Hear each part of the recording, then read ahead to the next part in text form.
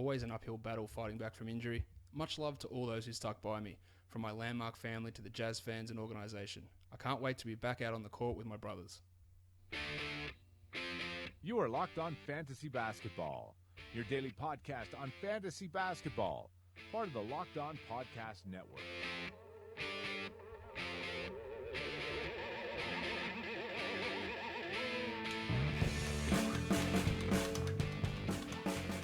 Hello and welcome to the Locked On Fantasy Basketball podcast, brought to you by Fantrax and Basketball Monster. My name is Josh Lloyd and you can find me on Twitter at redrock_bball. We're back with another of the season preview podcasts today. We've knocked out a few of them so far, but this is, I believe, the first of the Western Conference teams that we're going to be looking at. And I'm going to start with the Utah Jazz. And of course, to talk everything about the Utah Jazz, I am joined by the radio voice of the Utah Jazz, the host of Locked On Jazz, the host of Locked On NBA, the founder of the Locked On Podcast Network, David Locke. David, good to have you on. It's great to be on your show. I've really enjoyed it a bunch. I appreciate you joining the Locked On Podcast Network. You're big time, man. When the minute you joined is when our phone started ringing, people trying to figure out what we were doing and why we were taking hosts from people and things of that nature. So you move the meter, and we're glad to have you aboard on that. It's a pleasure to be on your show. You got to give me the backstory, though. I listen all the time. What's the story about the first quote? Like, you always say it. You kind of leave it out there. I'm always wondering who it is or what it was. What's the story? I do. I always put it out there. I get people to try and guess who said it. Sometimes it's obvious. Sometimes it's not. Today's one, I'll give it. Today's one was Dante Exum. I think he posted it up on Instagram a couple of days ago with a few of his friends out there, just talking about getting back on the court. But some of them are a little bit more obscure, and I have people try and guess who's saying that quote at the start. I leave them ambiguous as much as I can. I like it. I got to watch Dante back out on the court today for a few minutes. How did he look? He looked all right. I mean, you can't really tell. They're in just an open gym. It's not very organized, and the coaches aren't allowed to be doing a lot of things. But he's big. I mean, I guess the way I would say is I watched him out there, and there was just no question why he was a fifth pick of a draft. Yeah, will he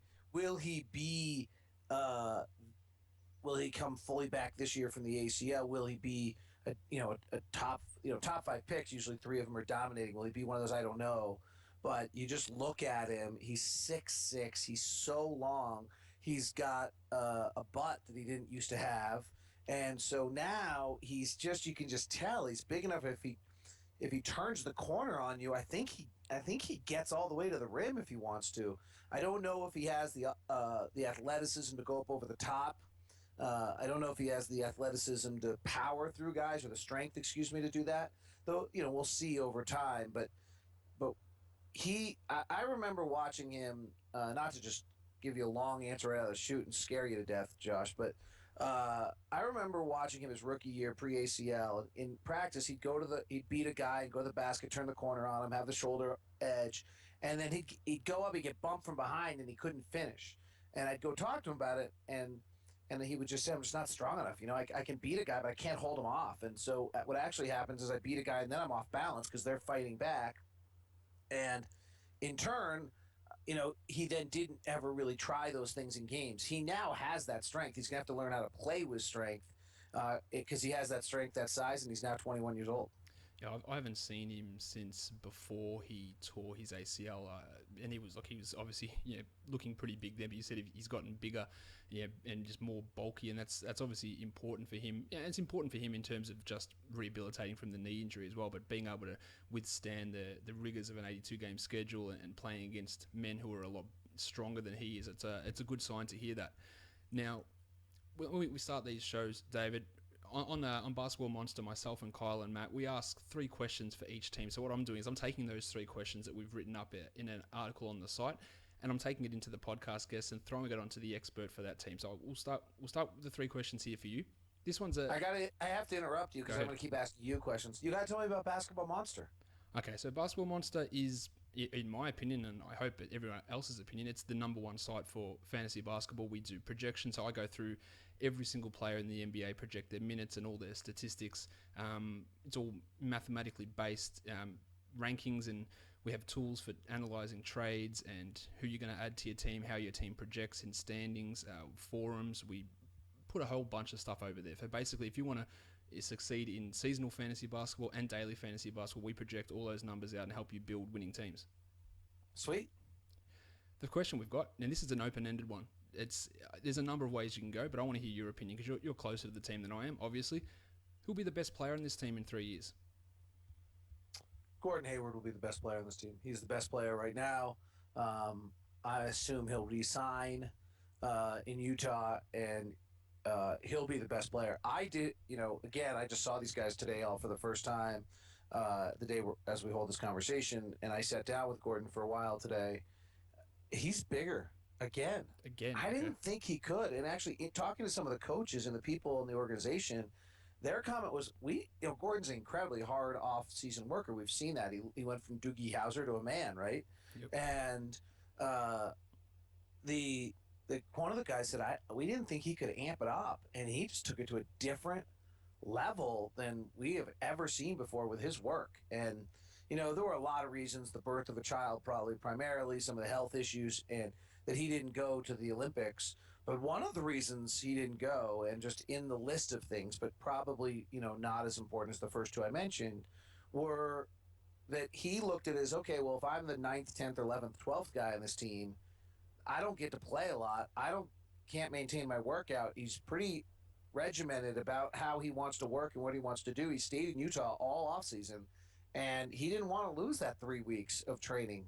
And that was a part of the decision of why if his obsession to getting the Utah Jazz to be a high-level playoff team. Now, at some stage during the off-season, there was some highly unsubstantiated reports of Hayward being unhappy and requesting a trade. Now, you can come out and categorically tell us that that's not true, correct? I talked to Gordon about it again today about just what crap it is when these stories go out that aren't true, and then the fact that the guy, then it's not, the guy misreports it, and then everybody else is too lazy to deal with it, so they just go and continue to report the same story because, earlier this year. It's just not true. I talked to Gordon that night. I talked to our front office that night. The people I talked to, somebody would have told me that there was something else. I talked to Mark Bartelstein indirectly that night. It's just there was no truth to it at all, and there can't be any larger statement of no truth to it than Gordon spending the entire offseason in Utah for the first time and working out in the facility every day. I mean, like, Dennis Lindsay was great. Dennis Lindsay said to me, the guy's been in our facility for 40 straight days. That's not a guy who's unhappy with us. I mean, if there's something wrong, we'd know about it. There was no validity to that at all. I don't know where it came from,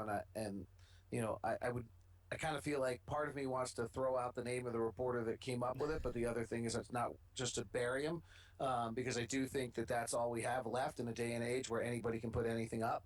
But on the other end, I think it's better just to not give him the credit, not put his name out there. I was going to say the same thing, that we should just ignore who put it out, because he does have somewhat of a reputation for saying things that.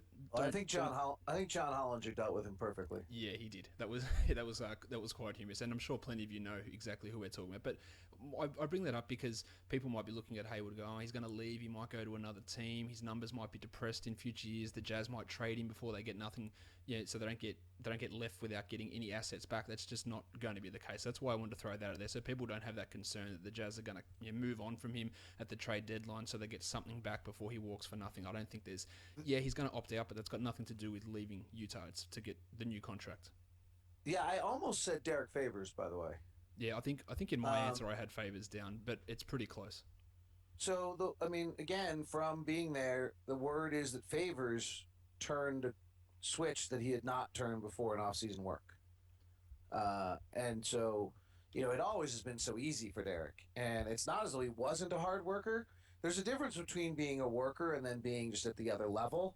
And for Derek, really, it never has been difficult. He's just so incredibly skilled and gifted. And you can prove that it's clear he's worked. I mean, if you look at just his shooting percentage from 15 feet, it's gone up about 8 percentage points every year of his career until last year when the back injury happened.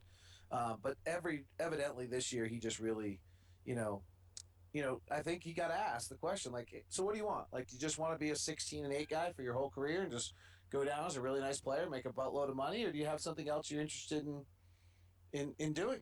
And evidently that resonated to him, and he's decided he has something else he's interested in. And hopefully for the Jazz fans, if he takes another step, holy smokes. Where does he take a step, do you think? Can he be a 20-point-a-game scorer? I don't know if on this team he could be a 20-point-a-game scorer. I mean, there's a certain, It's interesting. I look at Rodney Hood, and you probably know this better than I do, Josh, but I think his usage rate was about 21% last year, which is really not very high. And so you've got to assume that in his third year, his usage rate goes up. But you kind of figure George Hill's usage rate is going to be more than the point guards. And I don't think Gordon's usage rate probably can go up much more than it already has. But Joe Johnson's usage rate is hopefully more than Chris Johnson's. And so Trey Lyles' usage rate might go up a little bit. And you begin to wonder, well, how does Derek Favors average 20 points a game? And also, you probably know the number. There's only about 17, 18 guys that average 20 points a game. I'm not even sure if there's that. I think there was 21 last season maybe or something like that, but it's around that. There's not many. It's pretty rarefied air. So I just think he gets better. His footwork is just so incredible. I think he just is stronger. I think he has a better touch. I think he finds a way to use his athleticism. I think he and Rudy have got to just figure out floor spacing so that Derek can move. I think one thing I think we'll see out of the Jazz this year is Derek playing the 5 with a small 4 and them switching 1 through 5.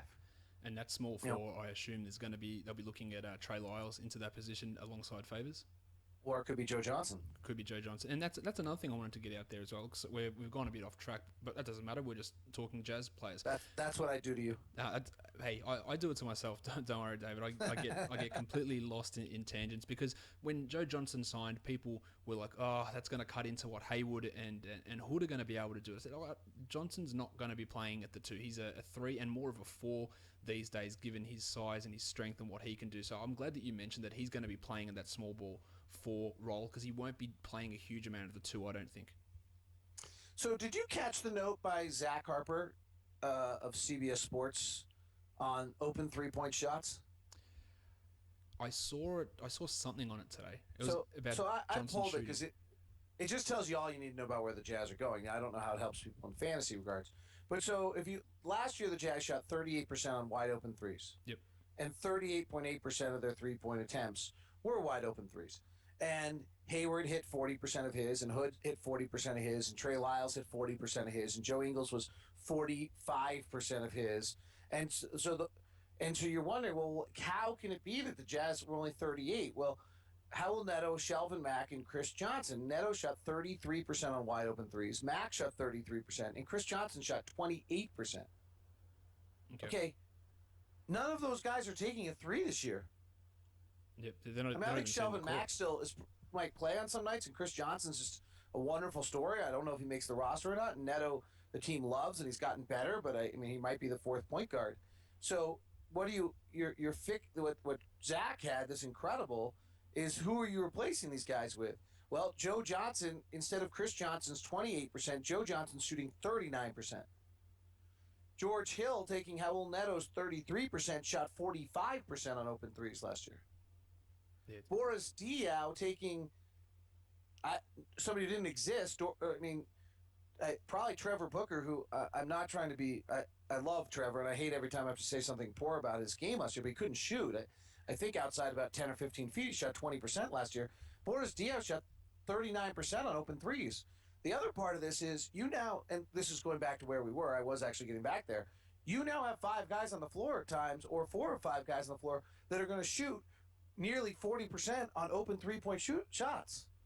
So how are you guarding that? Yeah, it gives the Jazz so many different options, and this is something like earlier in the year I had Joe Ingles on the podcast, and he was stressing to me that one of the things that Quinn wants is players at every position who can basically just do everything, who can handle the ball, who can pass, and that enables this offense to be really wide open. You mentioned now the shooting comes in, but all of these guys can handle the ball. Hood, Hayward, whoever's at point guard, Dante or George Hill, Joe can take the ball up. Derek Favors can dribble. We've seen Rudy Gobert, dribble the ball up occasionally. These guys can all take it off a rebound, off a miss, take it up the court, and then they've got shooters all around.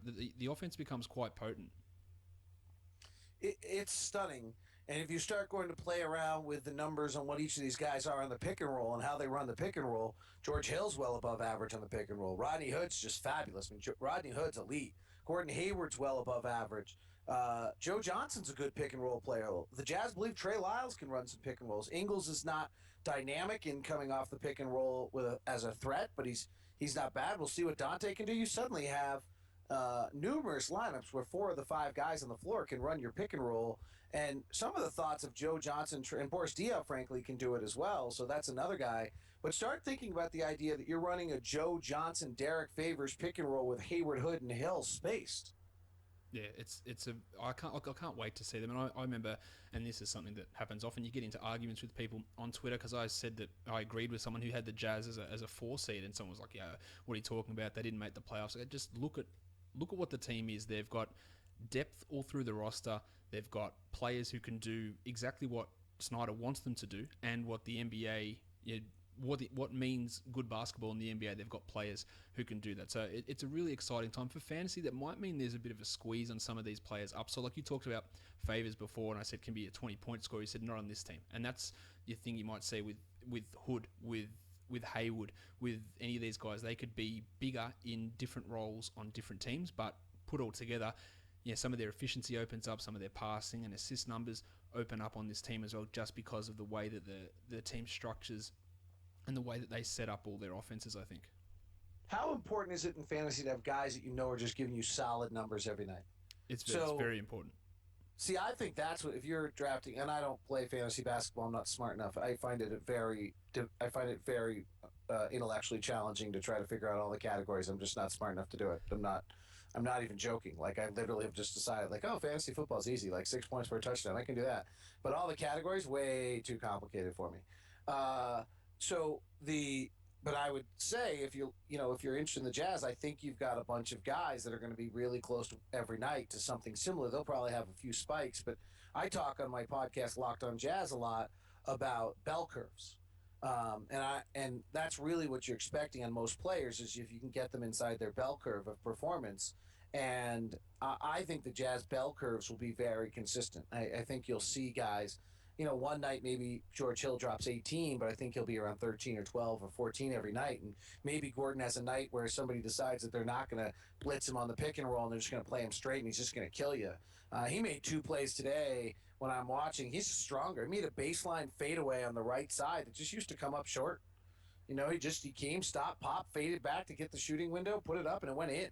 And it was just a shot I've not seen him make before. It's a shot that, if you kind of go back to his move, when they ISO him at the top late in games, is he catches top of the key, he puts his left shoulder, and he just kind of bangs you, works you, and then bounces off that right foot into a fadeaway. And last year, for whatever reason, he couldn't get that shot the way he usually does. I don't know if he was injured or not strong enough, or guys were defending different. He's so big right now. He's so strong. He's going to be bigger than any guy that's guarding him. Unless he's playing the 4, he's going to be physically stronger than whoever's guarding him. He's going to manhandle that guy into the post and into the paint and step back, and then his strength. That shot looked easy today, and it was probably a 19-footer on the right baseline. You talked about their consistency. Like Hayward and Favors, they probably don't have much upside to go above what they've done previously. You talk about them getting better, so some of their efficiency might increase. But in terms of fantasy, they're guys that sit in the 30 to sort of 45 range, but you know that you're going to get that basically every night, and it is really reliable. At those early stages of the draft, I mentioned it on the podcast often, you want guys who just are going to give you the value that you expect at that spot. They don't necessarily have to exceed it, but they just can't go well below it. And if they give you the value of where you pick them, that's great. And that's what those guys are. Hayward and Favors in that 30 to 45 range, they're those guys that you get them, and you just know that you're going to get that. And if Favors goes from 16 and 8 to 18 and 8.5, then it's a bonus. But he's just not going to go down and have 12 and 6. That's just not going to happen with him, and it's a really valuable thing to have. Now you mentioned your Locked On Jazz podcast, David. You also do Locked On NBA. What have you got coming up on those 2 shows in the next couple of days? We'll start working towards some previews on Locked On NBA. I might see if Quinn Snyder's willing to come on a podcast. I had Terry Stotts on recently; it was good. Kevin Pelton, so I might see if Quinn will come on and do something. Locked On Jazz, we're gonna walk toward the season. We're gonna start looking into some other teams around the league with other members of the Locked On Podcast Network, and then the week before training camp, we're gonna do something kind of neat on the Locked On Podcast Network. We are going to take the week before, so what's that? I think September 20th or so, 22nd or so. At Monday, every show in the network's going to preview their point guard, and Tuesday, every team's going to preview their shooting guards, and Wednesday, every show is going to preview their small forwards Thursday their bigs, and Friday their training camp.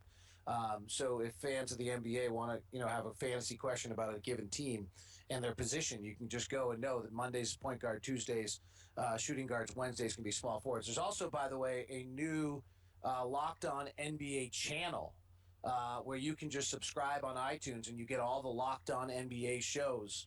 There's also a Locked On NFL channel. So those two things, I think, hopefully will be good for people. Yeah, definitely. That I saw that channel come through today. So it's all the shows put together into one feed. Now let's go back to these questions.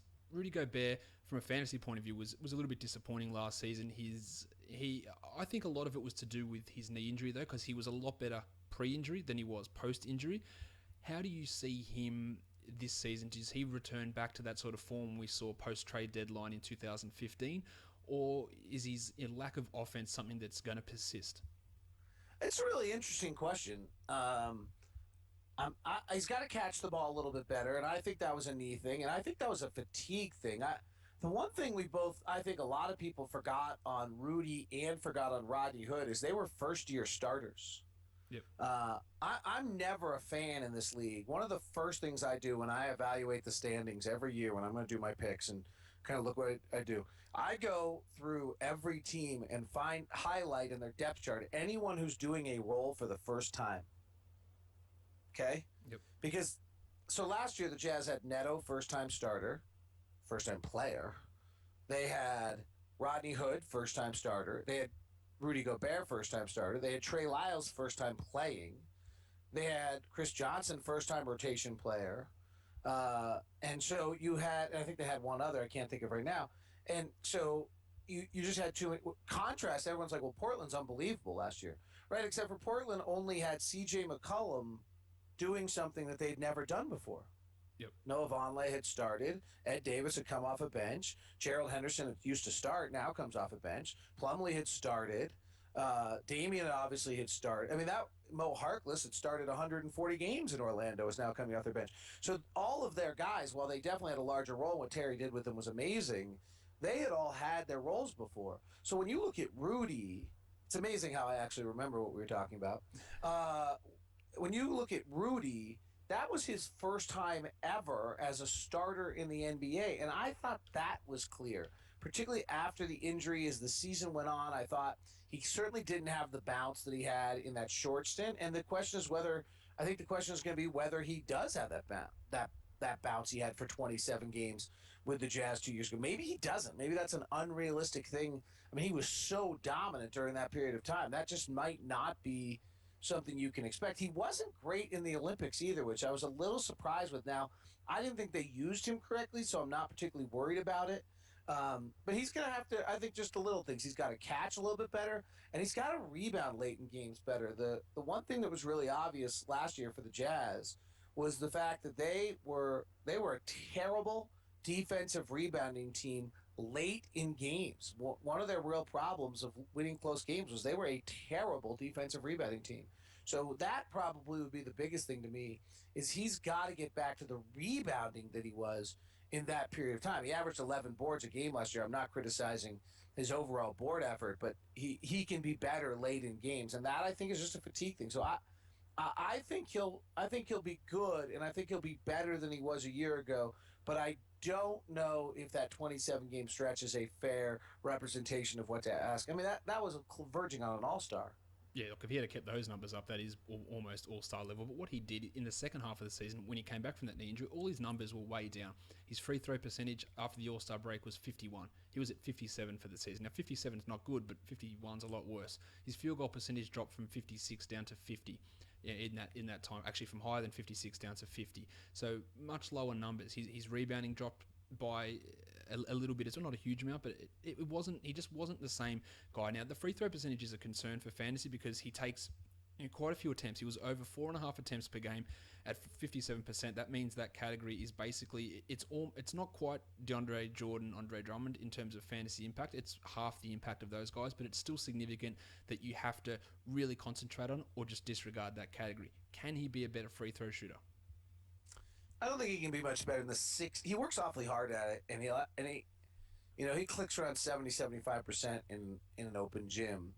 I'm not sure that he can be much better than the 62 to 65% that he was his second year in the league. But I thought that kind of stuff. I mean, he did do some interesting things, right? I mean, it sounds weird, but so he increased his free throw percentage by nearly 50% last year. I mean, his free throws taken by nearly 50% last year. Yeah, he went right. He went from heaps. 3.3 to 4.6. That's a huge jump, and that's in so 5 extra minutes as well.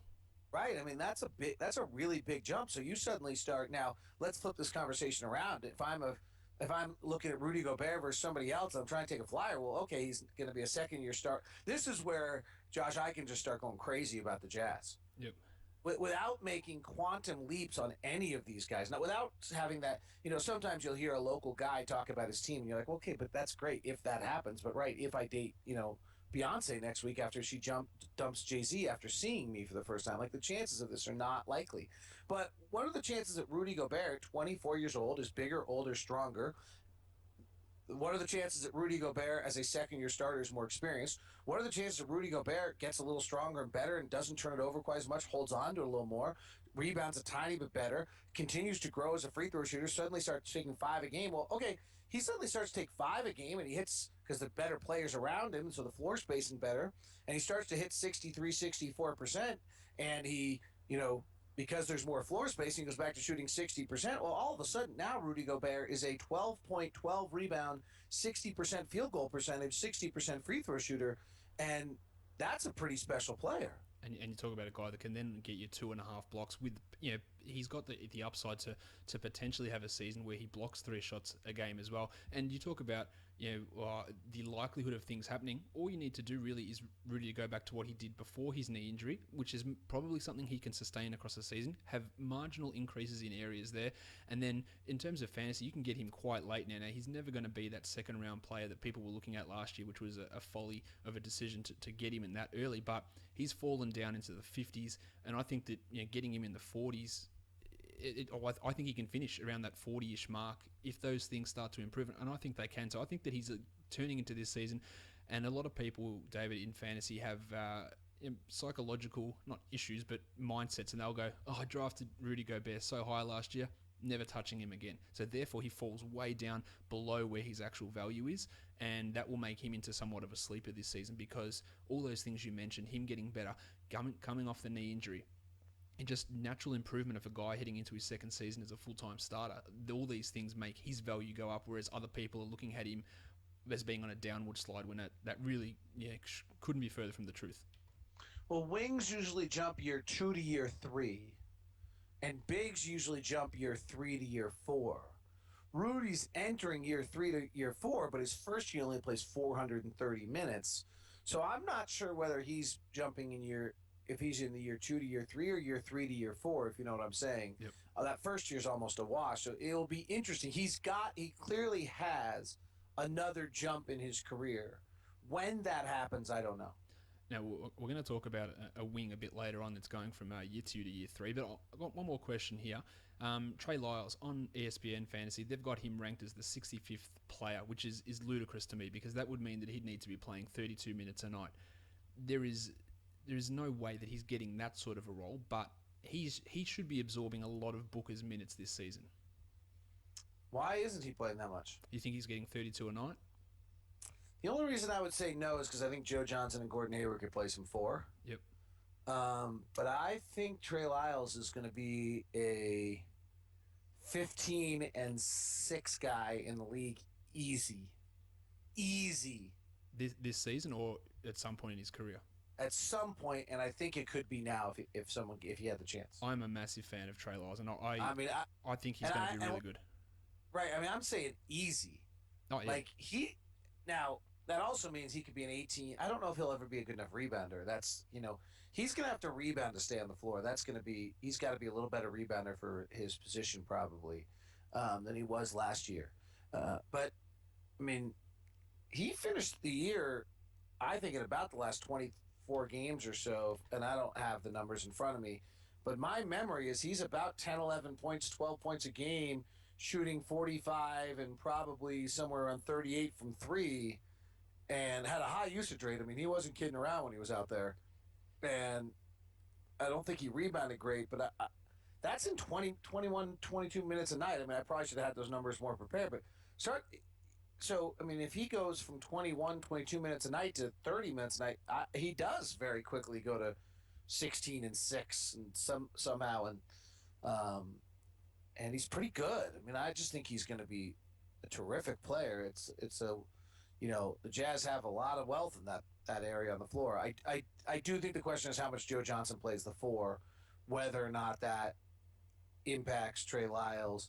And then do they put Trey Lyles and Boris can Trey Lyles and Boris Diaw be successful on the floor together would be another question. So I think you're probably right, Josh, that he doesn't get those minutes. I just kind of wanted to see why you thought that.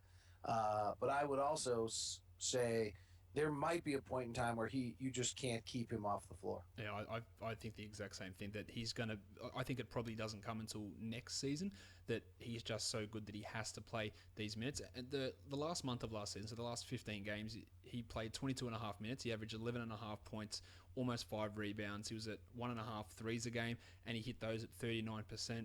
And he got 0.7 steals a game in those 22 minutes. So we know that he can put up really nice numbers, but in terms of getting him at pick 60, which is what is happening on ESPN at the moment, there's no way he gets to that unless he's playing 32. And if he's getting 32, that means to me that Favors or Gobert has gone down with an injury for him to do that. And then by all means, it's open season on grabbing Trey Lyles, because he is going to be a really good player, and he is going to demand playing time at some point in the pretty near future. Now, the Jazz's draft, David, it wasn't all that interesting. They did have the 12th pick, which they traded for George Hill. The actual guys they selected in the draft: Joel Bolomboy, a power forward out of Weber State with a 52nd pick; Marcus Page, a point guard from North Carolina with pick 55; and then Ty Wallace, the point guard out of Cal, with the last pick. Now, Bolomboy and Page have both signed. Bolomboy, it appears, is going to make the final roster. Do you see any difference to that?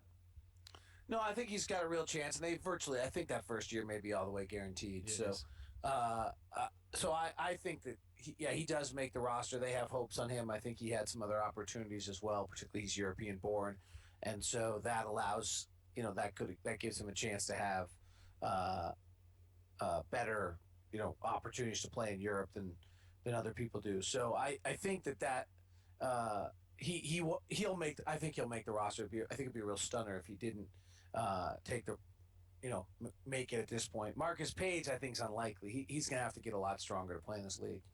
So he'll go down to the D League, but the D League's hard on small point guards. If you follow the D League at all, I don't think anybody's playing fancy in the D League, but if you kind of look, most of those point guards are Shelvin Mack type point guards, and that's that's going to be tough on a youngster like Marcus Page, who is one of the most impressive kids that I've ever talked to in my career.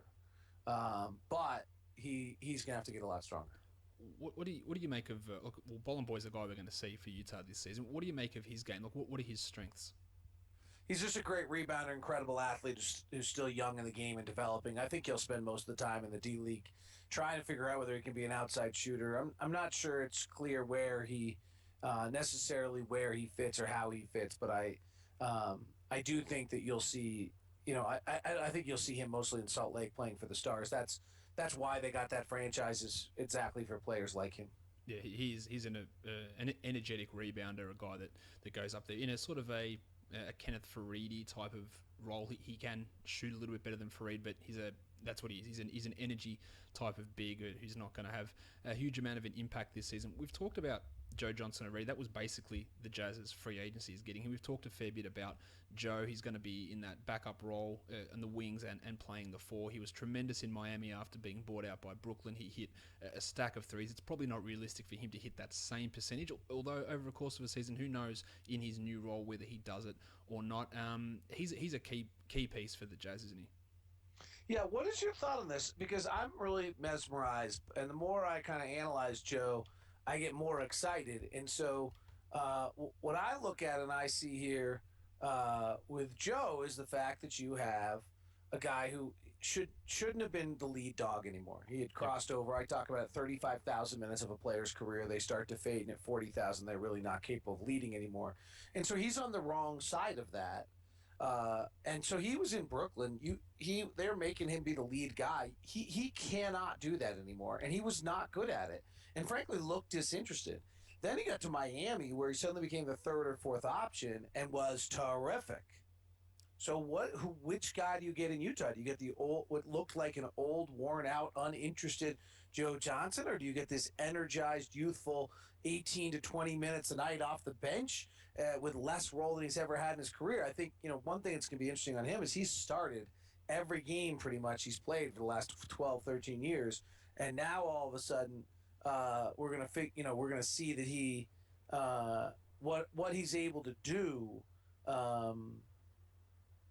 as a bench player, and if he can do it. I mean, Jeff Hornacek used to talk about that there was a moment in time where he suddenly he came to the arena and realized how he played wasn't going to impact the night, and it was really, really hard for him to stay engaged when that was the case. And we'll see how Joe Johnson is able to react to that. Well, Johnson obviously, in signing with the Jazz, he knew the sort of role that he'd be taking on with his team. So I assume that he's relatively happy with playing that role. And you mentioned, look, in Miami, he shot 52% from the field. He shot 41% from three. And over the course of the season, he was just at 44%. So it's such a significant jump. I think there was a big stretch in Brooklyn where he was under 40%. But in that reduced role where he didn't have the pressure on him, where he could be the third guy behind Wade, and then there was Deng, and then Dragic and Bosch Bosch didn't actually play with him, but when he had that reduced pressure, he knocked down shots, and he's a guy that's been unfairly criticised throughout his career because he signed a big contract, which is just a ridiculous reason to criticise someone. But he can hit shots, and when the pressure's off him, he's going to be a key piece for this team. But you mentioned that 20-minute role. That's going to render him useless for most fantasy formats, because that's sort of what he's going to be doing, is just coming in and being key. He might close games for this team because you mentioned their struggles in closing out close games last year, and that's something that he has excelled at throughout his career. So he might close games, but in terms of him getting 30 minutes, it appears that that's sort of done for him in this league. What do you close with this team? Yeah, I don't know. It's so hard to work out this rotation. I think that there'll be times when they go small and they play only one of Favors and Gobert, and they get Johnson onto the court in that sense. But I don't know how they run it all. Or maybe they put Hayward at the two and get Johnson out there and play Favors and Gobert. I don't know. They've got a lot of options. And are you playing Exum and Hill? You playing just Hill? I think you probably play Hill to close the games, but I guess it depends on how Dante looks. It's interesting. I mean, here's why I think the Jazz are really good, and this doesn't help fantasy at all. But I think Shelvin Mack's a decent player. Okay. I think Jeff Withey's a pretty good player. Yeah, I think Withey's good too. And I think Joe Ingles is a pretty good player. Yep. That's the 11th, 12th, and I think Raul Neto's a decent backup. That is 11, 12, 13, and 14 on the roster. Yep. And you're going to have guys like Alec Burks that we haven't even talked about him. Like, where does he even fit in now? I think it's going to be really interesting. He's got to psychologically break through these injuries, right? He's just been injured for so long. I would assume he's going to come back as a very different player. And I don't know how he deals with that and whether he can deal with that. And if he doesn't play particularly on this roster with the amount of scoring they have, he's always had a weakness that he's struggled to make other players around him better. What he can do is just terrific, and he's a far better catch and shoot shooter than anyone realizes, even I think himself sometimes. He's just such a good catch and shoot guy, corners, but also above the break. And I think he thinks he's so much better in the rhythm of a bounce. And sometimes he's been hard to play with because you don't know where he's going with the ball. And if you don't know where he's going, then you don't know where to space. And if he doesn't solve that, I could see scenarios where Joe Ingles plays ahead of him. Yep, I can see that as well. And suddenly, if you have George Hill, Gordon Hayward, Joe Johnson, Rudy Gobert, Derek Favors on the floor, and you're looking for another wing, I'm not sure you want Alec Burks dominating the ball driving. Maybe you do want Joe Ingles on the floor who's moving it and passing it and is one of the best corner three shooters in the NBA. I mean, we refer to the right corner three of Joe Ingles as coming from Happy Valley because that's where he grew up in Australia. Yep. And it's like he owns that place. He's at home because his numbers over the last 2 years, and I could probably dig it up somewhere, on that corner three, I think are close to 60%. That's it. That's crazy. Now we talk about Burks. I want to transition this into Rodney Hood. Because people will say, "Oh, Hood's going to have his minutes reduced because Burks is coming back, because Johnson's coming back," and I look at it and I say, I don't think so. Hood to me is an upper echelon prospect. He's probably not even a prospect anymore. He is a key piece of what the Jazz do, and a lot of people don't realize just how good he is. How good is Rod Hood? He's terrific. He's really terrific. He's one of the best isolation players in the league. He's one of the best pick and roll players in the league. He's one of the best catch and shoot guys in the league. He can get where he wants to on the floor. He's got a pace and to his game that reminds me of Brandon Roy, where he's not this crazy athlete, but he just understands where to go and get to. He has spots on the floor. If he gets to him, you're dead. And that to me is really where he is at his finest. He did not play particularly well post All-Star break. No, he didn't. And one thing on his development is, again, he was a first-time starter. And so, you can get really worried about him playing not great after the All-Star break and decide that that's going to be who he is. Or, here's a guy who gets stronger and works hard in the offseason. I haven't heard any reports on what he did. He's such a dedicated, good person. I can't imagine him doing anything else.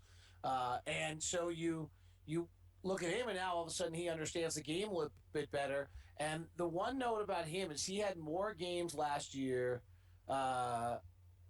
with scoring under 10 than he did over 20.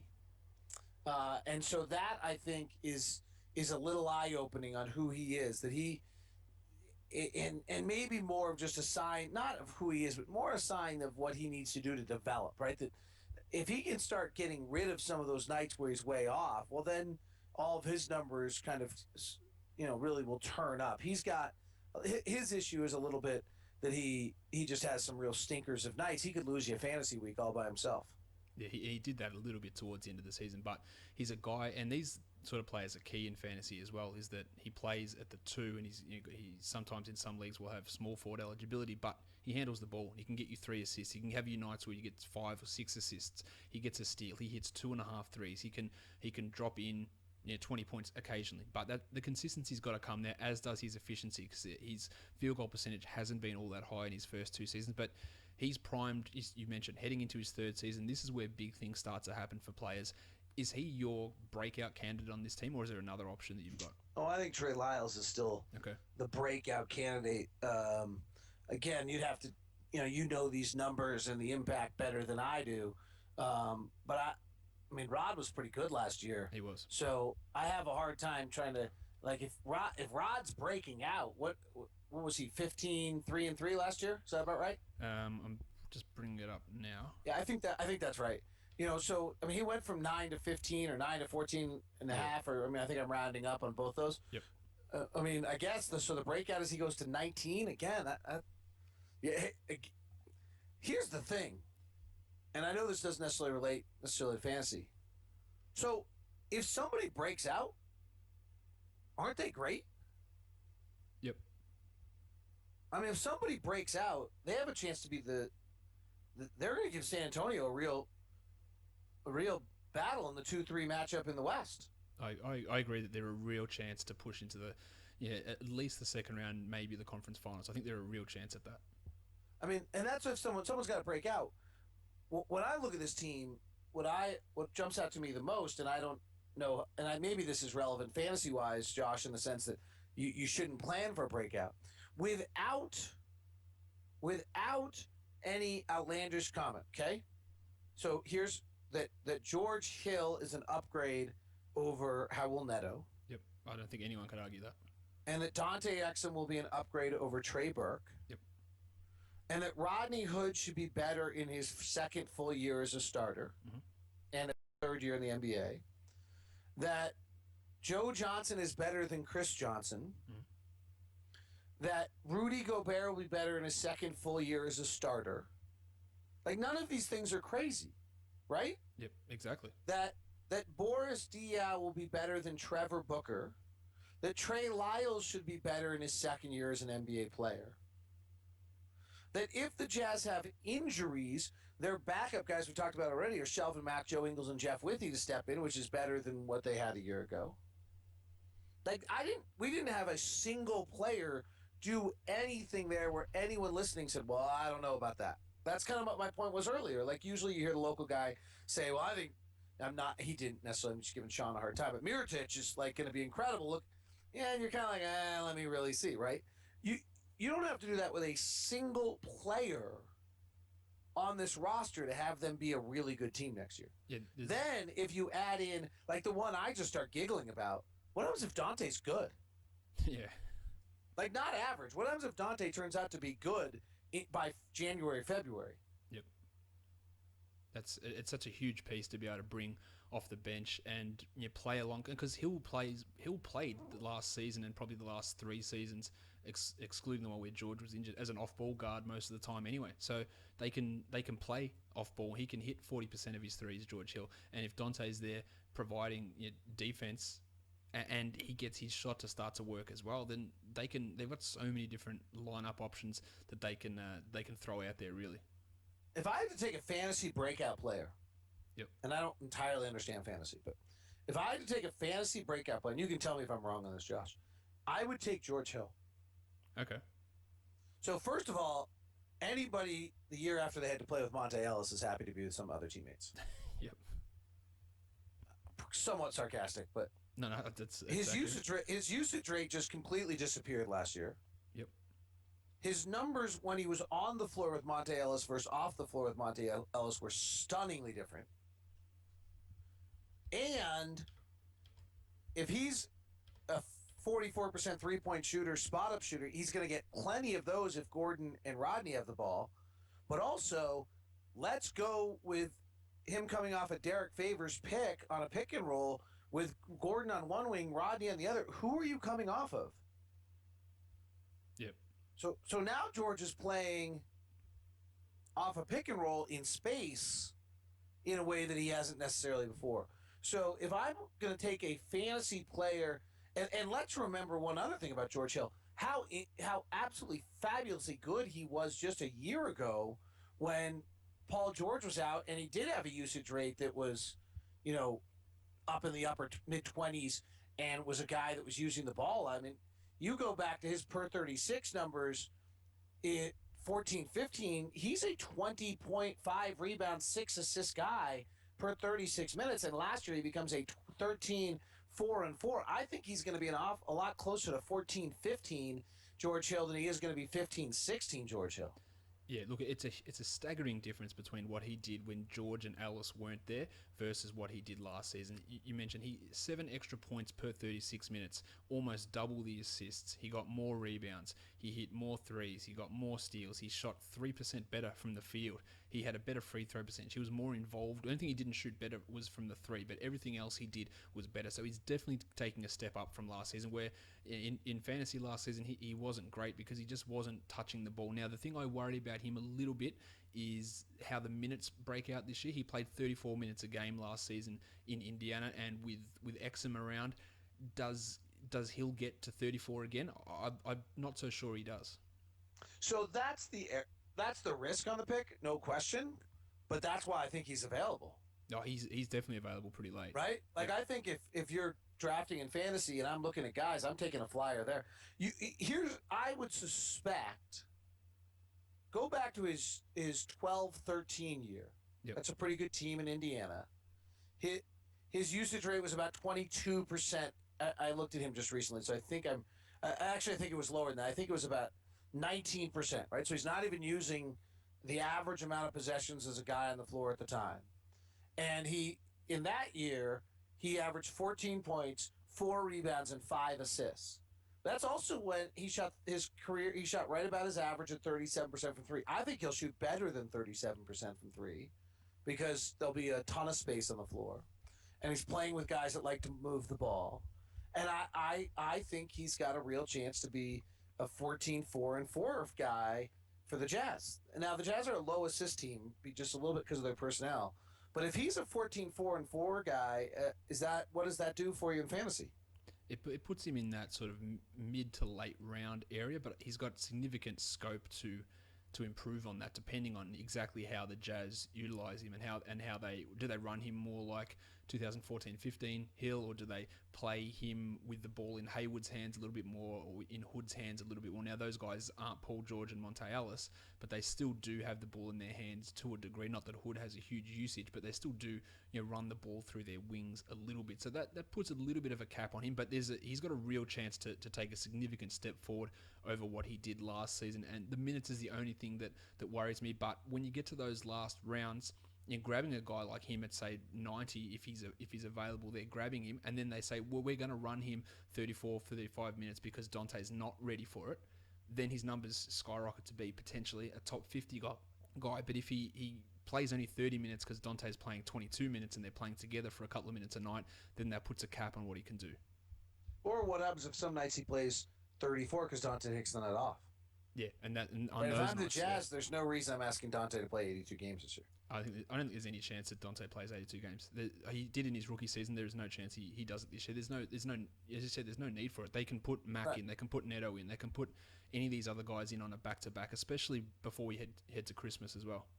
Right. I mean, just early in the season, you go to San Antonio on the first and you play home at Denver on the second. Dante's, at least in my book, Dante's just not playing that day. Yep. And you go to New York on the 6th and you play the next day in Philadelphia, and he's taking that day off. He's playing again the 9th. Like, he's just not. Like, I don't know any of this. I'm making this up, but I'm just. Why would I play him when I have 4 point guards in the roster that are all good? Why would I play Dante Exum in a back-to-back early in the year? Like, I just can't imagine that. But play around with lineups. Here's another one for you. So let's say Dante's good and George Hill's good. Who says you don't close with Dante Exum, George Hill, Rodney Hood, and Gordon Hayward with either Favors or Gobert? Yeah, look, we know that Hayward can play the 4 in those short stretches. It gives them tremendous amount. Look, the defense they've got there with those 2 guard positions is tremendous with Hill and Exum there. You got shooting with Hayward and Hood and Hill. Your team's fast. The ball can be handled by 4 guys on that team. And they can sort of match up and say, oh, what's working today? What's the opposition doing? We've got multiple ways of doing it, but I can't see anyone saying, yeah, that's a stupid lineup, because that makes complete sense.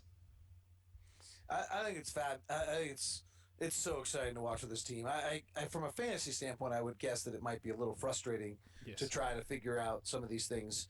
And there are no answers, and I think it'll have a lot to do with matchups, and I'm not sure that one night will be consistent one night to the next. And Quinn coaches with such confidence that I don't think he'll be a one who coaches scared to make any of these moves, which would yield you to believe that that maybe it's even more inconsistent than you'd suspect. Yeah, that is the concern with fantasy in a lot of. Look, I don't think that Hayward or Favors has got any concern. I think Gobert's going to have value as an undervalued sort of player. Hood's a great late round guy, same as Hill. But there's just a little bit of uncertainty with. Not uncertainty, a ceiling on some of them, because they're not going to go out there and do, say, like what Minnesota did in the second half of last season, or what Milwaukee did, and just play these guys 38 minutes a night or 40 minutes a night, like we saw with Giannis and Middleton in Milwaukee, where Jason Kidd just went, cool, you're our guys, just play every minute that you basically can. The Jazz, they've got playoff aspirations, and they've got no need to do that with the amount of players that they've got. So that puts a ceiling on what some of them can do, but they're still, and a team like Utah is not a nationally recognized team in terms of casual fans, so a lot of their players do slide under the radar. So when you look at teams like Cleveland, none of their players ever slide under the radar. The Lakers, the same thing, although that's a little bit different this season. But a lot of these bigger teams, the players don't come in undervalued. The Jazz happens all the time that you can get these guys that slide down, because that people might not see them as often. People might not understand how good Hood can be, or how good, and Hill goes from Indiana to Utah in a similar situation. People don't understand how good George Hill is, and I think that Indiana took a step back in replacing Hill with Teague, and obviously Utah got a big jump forward in what they can do. So there's a lot of value to be gained in other people not necessarily being as switched on to what the team is like. So I think you're gonna have to really look at one thing if you're drafting somebody fantasy wise on the Jazz. So the Jazz last year had this weird thing where they led the league in passes and were last in the league in assists. Yep. And I don't think that happens again. Maybe it does. I mean, our offense has a lot of movement that yields to that a little bit. But I don't think that happens again, which might mean a slight uptick in everybody's assist numbers. Yeah, because Haywood took a step back in his assists. He'd been a 5 assist a game guy, and he took a step back. But if he gets an extra half an assist, and then Hood gets it, and Hill gets that increase as well. The other thing the Jazz do is they play at a ridiculously slow pace. I think were they 30th in the league in pace last season. If they weren't, they were pretty close to it. I don't think anyone was anywhere close. Yep, they were way down in pace. So they even pick up the pace a little bit. Then everyone's numbers rise again. Like they were so far down that list. And is there any indication they might play at all faster? Well, George Hill played very fast last year. If you look at how many possessions George Hill used in transition, maybe it's because he knew if he gave the ball up, he would never get it back. But I would also that was a little, that definitely was something that might be able to pick it up a tiny bit, is the fact that he is doing that and did play a little bit faster. So maybe we'll see that type of jump for speed. I don't think Quinn. It's hard. I don't think Quinn necessarily wants him to play that slow, but I also don't think he minds it, if that makes sense. Yep, completely. I think we've covered pretty much everyone on this roster now, David. Now, one thing I will get you to answer me before you leave is a bold prediction for this, and we've spoken about them, challenging the Spurs in a 2-3 matchup for a conference final sort of position. What's your bold prediction for what this team does this season? Oh, I think that would be my really bold prediction. I think my bold prediction is that a bunch of guys get considerably better. And I don't even think it's outlandish, but that Rudy and Rodney, as we've talked about, are both better in their second years as starters. That from the work, it sounds as though that we have seen the likes of Gordon Hayward and Derek Favors put in that they're better. That Dante comes back and has an impact, and suddenly this team is every bit as good as the Clippers in San Antonio. I mean, the thing that holds me back when I talk about this team is simply that they've never won an important game in their lives. Yep. Now, they finally have somebody in the locker room who at least has a resume, right? They've never had anybody in the locker room that they can even turn. Boris Diaw might be playing badly, but he can at least tell the guys, hey, shut up, I've done this before. Joe Johnson has got a computer roll, old school computer roll of paper running behind him if you want his accomplishments. So I think that and George Hill frankly has that. So I think those guys' importance is enormous in that regard. And I think that can't be underestimated. And again, it's why I think you can get crazy optimistic about this team, but it's also the one area where you have to have the reality check that they have never done anything like what we're talking about. But the parallel that I see is the Atlanta team of 2 years ago. I think there's a real chance that that's who they become.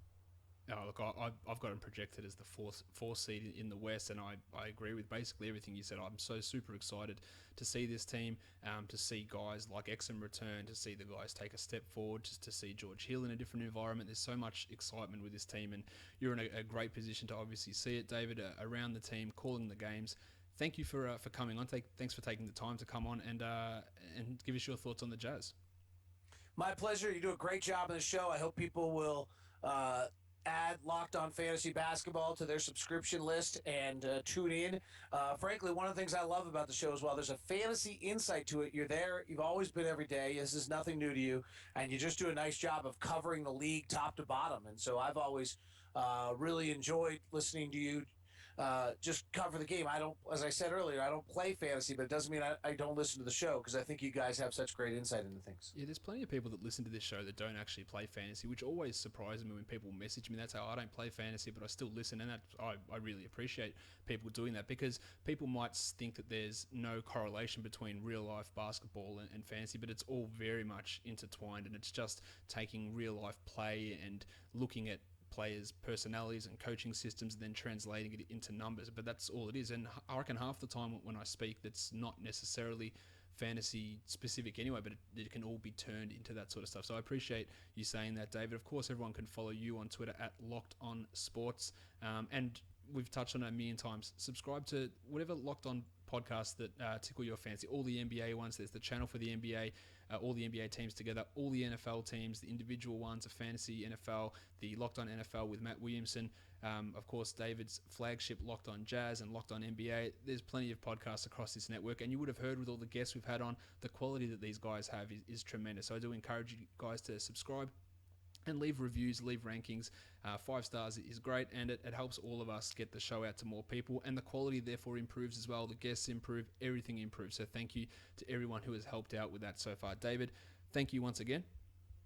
My pleasure. No worries, everyone. Thank you so much for listening, everyone. See ya.